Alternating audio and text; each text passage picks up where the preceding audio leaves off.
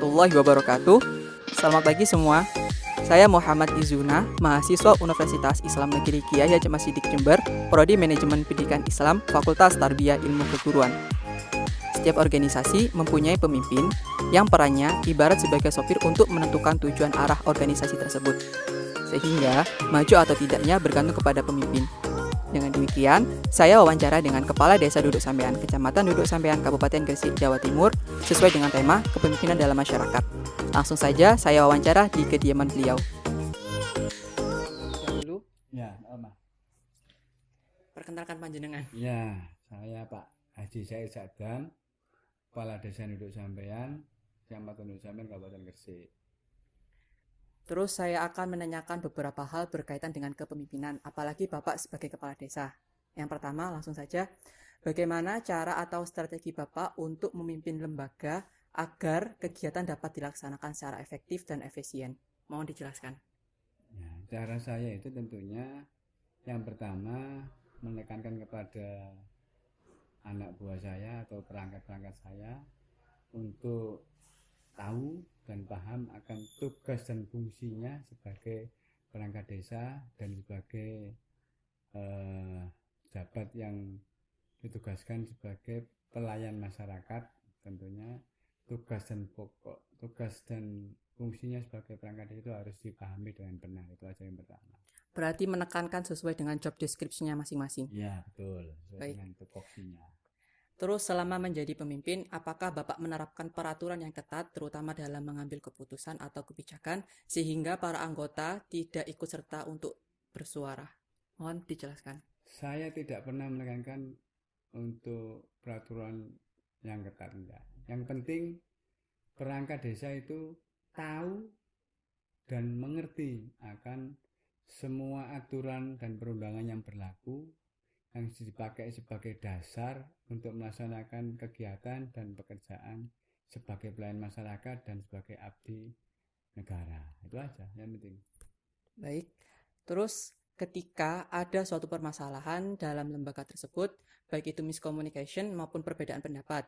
Nah, bagaimana sikap Bapak untuk menyelesaikan permasalahan tersebut? Baik itu tindakan maupun sikap. Mohon dijelaskan. Kalau ada kesalahpahaman atau miscommunication, tentunya harus dipahamkan dulu, dicari akarnya, akar permasalahannya. Saya tidak bisa langsung memberikan sanksi ataupun memberi teguran tanpa menelusuri dan mencari asal muasal atau penyebab masalahnya. Itu yang terpenting bagi saya. Berarti untuk menekankan sumber permasalahan terlebih dahulu. Ya, betul. Mencari permasalahannya dahulu, baru kalau memang bisa diselesaikan secara bersama-sama melalui musyawarah ataupun melalui, karena saya kebetulan kalau ada masalah dan ada pekerjaan selalu saya koordinasikan kepada seluruh perangkat, karena kebetulan jumlah perangkat desa yang baru di desa Nusa itu ada 10 orang, 9 perangkat. Nah, itu pasti akan saya musyawarahkan dan saya bicarakan secara bersama-sama. Baik. Terus ketika Bapak memberikan tugas yang menantang kepada anggota, apakah Bapak memberikan dorongan maupun dukungan kepada mereka? Jelas, kalau tugas menantang itu jelas. Kita selalu memberi motivasi. Sebab pekerjaan menantang itu tentunya kesuksesan dari pekerjaan itu akan sangat menjadi motivasi tersendiri bagi mereka. Ya. Ya, kalau tugas itu apalagi menantang, paling tidak hal baru, ya kerja baru, akhirnya mendapatkan sesuatu yang bagus dan sesuatu yang baru untuk pengalaman di masa yang akan datang. Ya, berarti menekankan untuk bersemangat kerja dalam mencapai tujuan bersama. Pasti, kalau semangat kerja pasti. Tentunya jangan lupa keberhasilan itu tentunya karena adanya teamwork. Nah, kerja bareng, kerja bersama di antara para perangkat desa dan kepala desa. Terus bagaimana cara Bapak untuk meningkatkan kualitas para anggota? Ya, untuk meningkatkan kualitas itu di samping dari pemahaman ataupun pembelajaran melalui literasi atau buku-buku, tentunya ada pelatihan-pelatihan baik yang dilaksanakan oleh desa, yang dilaksanakan mengikut sertakan yang dilakukan bintek-bintek dari pemerintah daerah melalui kecamatan, tentunya harus tetap kita ikutkan. Baik, terus Kemudian selama menjabat sebagai kepala desa, apakah ada program kerja maupun desa? Seperti apa bentuk program tersebut? Ya, setiap desa punya program desa. Yang jelas program desa itu satu desa dengan desa yang lain berbeda. Nah ini kalau saya ini ingin menggiatkan UMKM dan ingin memberdayakan usaha mikro kecil menengah. Alhamdulillah melalui beberapa bantuan dari pemerintah kabupaten dan daerah kita sudah berhasil mengembangkan beberapa UMKM melalui bantuan contoh mesin jahit dan mengikuti pelatihan jahit sudah. Ini termasuk hasil beberapa warga desa ini bisa melaksanakan kegiatan usaha mikro kecil menengah menjahit. Nah, produknya seperti tas-tas untuk kegiatan yang mensupport pemerintah bisa. Termasuk juga kegiatan memasak itu ada. Ya, yang baru-baru ini kita mengupayakan program desa itu bank sampah. Ini alhamdulillah mulai berhasil, mulai berjalan.